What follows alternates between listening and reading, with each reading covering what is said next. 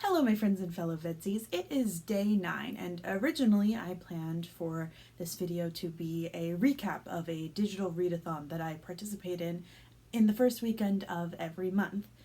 However, that didn't really pan out. Not only was I super busy, so I didn't read much and filmed none of it, I also didn't really participate in the community aspect of the event either. But emotional resilience and adaptability were two of the long-term goals I said I wanted to start working towards, and this pivot feels like good practice. Still, I wanted to do something bookish, and ideally something that could engage with all of you, since my response on Sunday was mostly to James with just a hint of Jeffrey.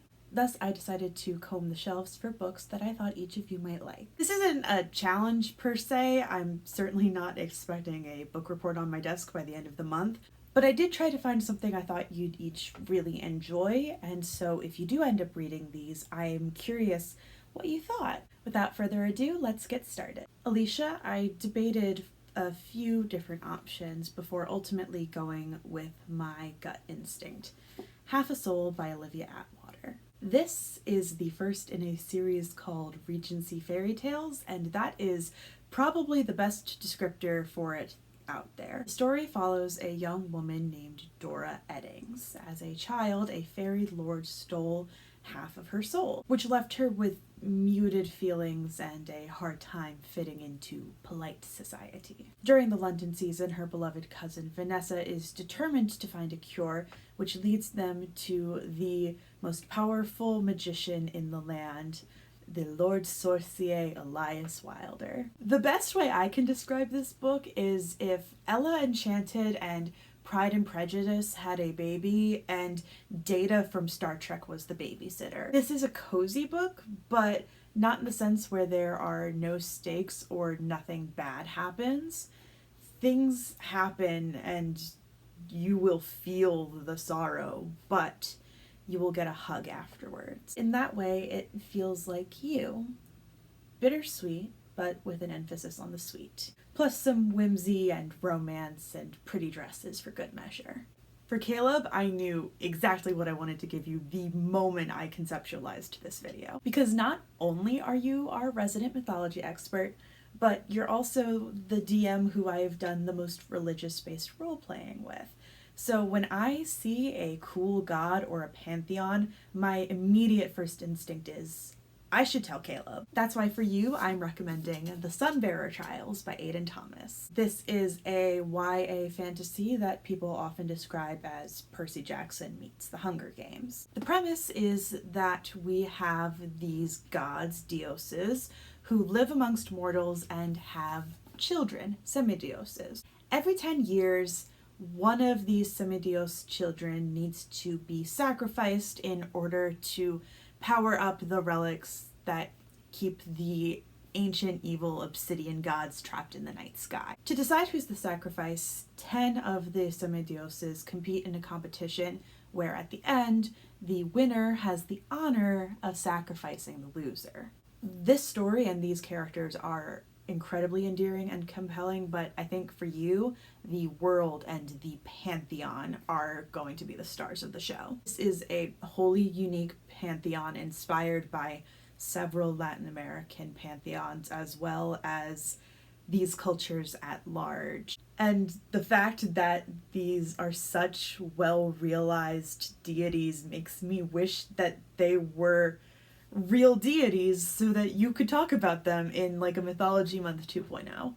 Graham, between the music and the history, I knew that I had to give you a nonfiction book, of which I read about 2 a year compared to about 30 fiction books. However, this year, one of my nonfiction reads covered both of those topics, and that is Everything is Tuberculosis by John Green. This book covers how tuberculosis history and world history are pretty much the same thing, with how this disease touched everything from cowboy hats to the assassination of Franz Ferdinand to the Beatles. And it also asks why a disease that we can cure is still the world's deadliest. Like most things John Green, I laughed, I cried, and I learned.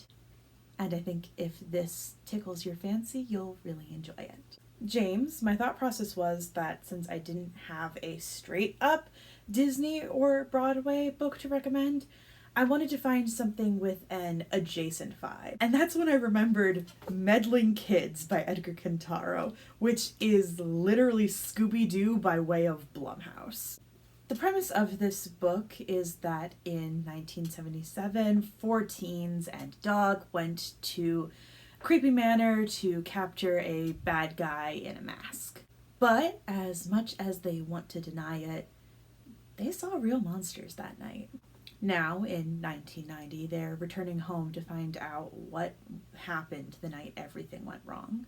This is definitely a horror story, but in that Shaun of the Dead way where the action and the comedy balance it out, so you're not truly terrified. Definitely a good choice for the Burr months, as I hear the kids are calling them now.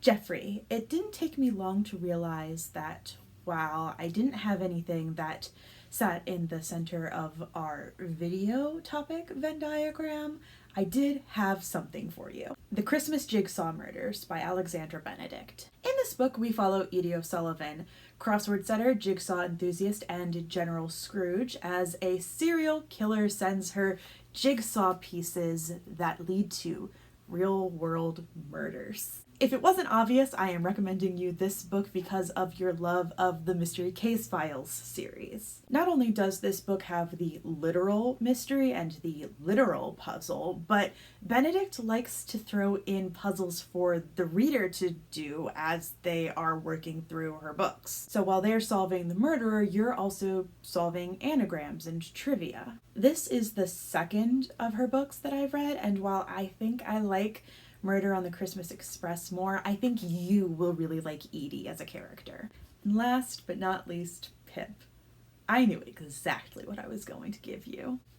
Sunny Days, the children's television revolution that changed America by David Camp. Not only does this discuss Sesame Street, which we have both discussed in detail that we love, but it also discusses the entire historical movement that created shows like Sesame Street, as well as why shows like these are no longer as prevalent. It's an absolutely fascinating read, as well as an inspiring one. Throughout the entire process, I was amazed by how many people just did the right thing because it was the right thing. I know that sounds cheesy, but in this age of cynicism and selfishness, doing something just because it benefits the public good, it's really touching to hear. And there we have it. Like I said, these recommendations are not challenges, so absolutely no worries if you don't want to check out any of these books. I just thought it might be a fun thought experiment. But if you do read your book or